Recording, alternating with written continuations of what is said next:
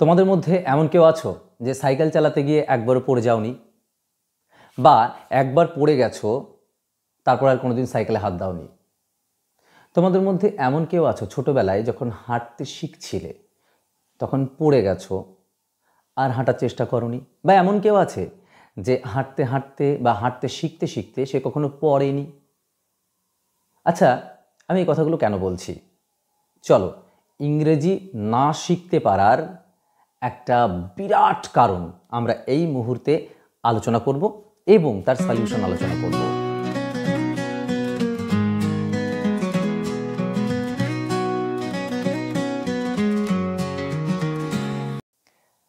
Welcome to দাদার class ঘর। জেনে নিই খুব সহজে ইংরেজি শেখার উপায়। প্রথমে আমরা দেখে নিই যে কেন আমরা ইংরেজি শিখতে পারি না। দেখো, এর আগের ভিডিওজে আমি কিন্তু আলোচনা করেছি বেশ কিছু কারণ। আজকে আর একটা কারণ আলোচনা করব। সেটা হচ্ছে, আমরা যখন ইংরেজি শিখতে যাই তখন কিন্তু আমরা প্রথমত হোঁচট খাই এবং উচ্চারণ করতে পারি না, তার মানে করতে পারি না, এবং আমরা এটা ভাবতে শুরু করি এটা আমার কাজ নয়, আমার দ্বারা এটা হবে না। কিন্তু সত্যি কথা বলতে কি, যে ছেলেটা বা যে মেয়েটা যখনই কোনো একটা উচ্চারণ হলো না, কোনো একটা মানে পারলো না, তখন সে কি করেছে? তখন সে সেই উচ্চারণটা, সেই মানেটাকে জানার চেষ্টা করেছে এবং একটা একটা করে জানতে জানতে জানতে শিখতে শিখতে শিখতে সে কিন্তু একদিন সাকসেসফুলি ইংরেজিটাকে শিখেছে।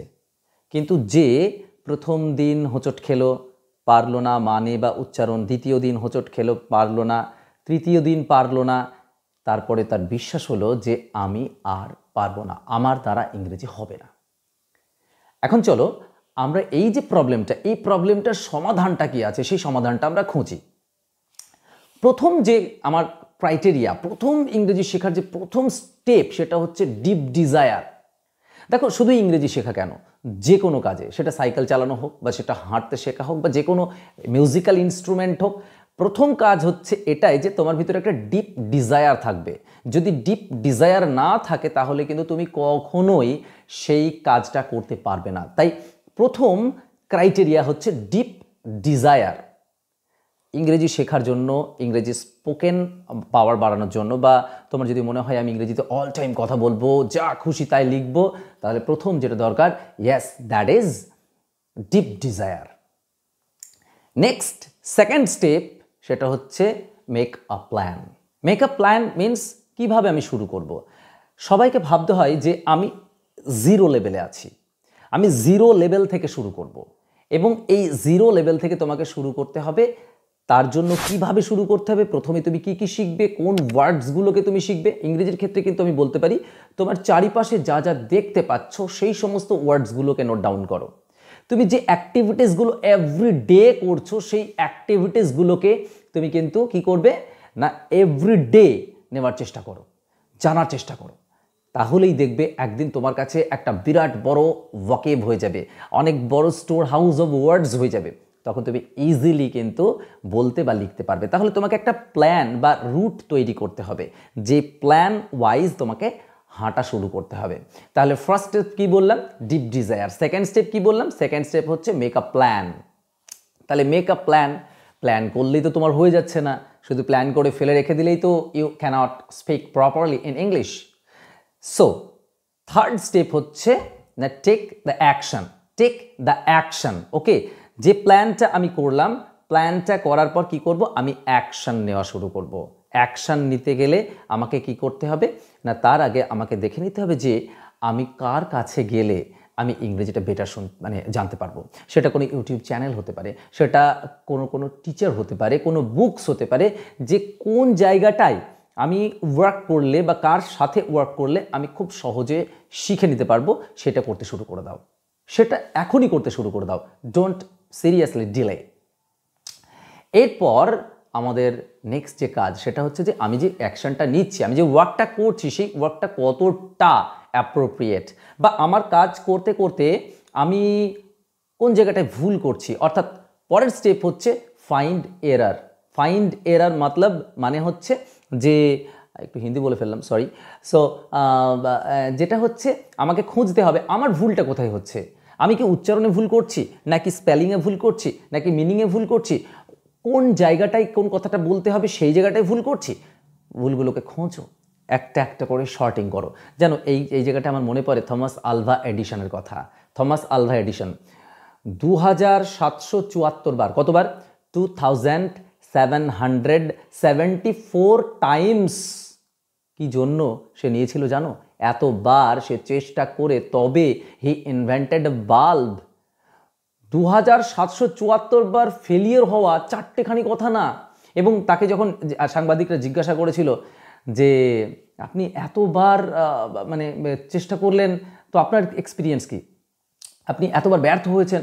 বলছে no, I have not failed 1000 times, but I have successfully found 1000 ways it will not work. আমি সেই হাজার হাজার রাস্তা খুঁজেছি, যে রাস্তাগুলো যে জিনিসগুলো আমি ভুল করেছি, যে জিনিসগুলো আমার এরার হয়েছিল। তাহলে finding error is one of the most important step in learning English. If you want to really learn English, you have to find out the error, find out the mistakes.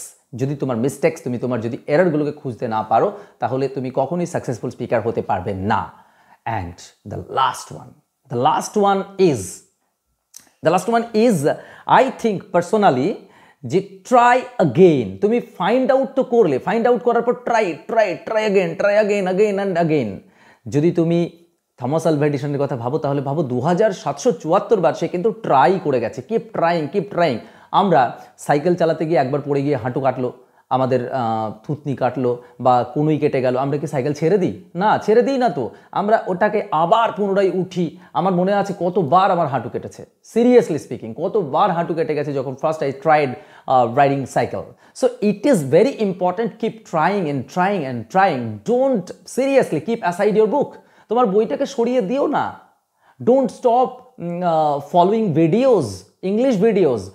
থেমে যেও না, keep trying. আর আগের দিনের step তো বলেছিলাম, ফিয়ারটা দূর করে তোমাকে ফলো করতে হবে, ইউ হ্যাভ টু ফলো। তাহলে কি বললাম? প্রথমত ডিপ ডিজায়ার থাকা, ইউ মাস্ট ইম্পর্টেন্ট। যদি কিছু থেকে থাকে সেটা হচ্ছে ডিপ ডিজায়ার থাকবে। মেক আ প্ল্যান, একটা প্ল্যান তৈরি করো। আর প্ল্যান শুধু তৈরি করলে হবে না, সেটাকে ইমপ্লিমেন্ট করো, অ্যাকশন নাও। আর নেক্সট হচ্ছে find error or mistakes, and the last one, try it again and again. So I think তোমরা যে কোনো কাজ, সেটা ইংরেজি শেখা হোক, কোনো ইনস্ট্রুমেন্ট শেখা হোক, in your life, whatever you want to achieve something, you want to learn something, it is the most important steps. Just follow the cycle. Deep desire, make a plan, action, finding error, try it again and again. Very few weeks it will take to achieve any kind of goals. Okay, I think এই ভিডিওটা তোমাদের helpful হলো। যদি helpful হয়ে থাকে, please keep sharing and subscribe. জুড়ে থাকার জন্য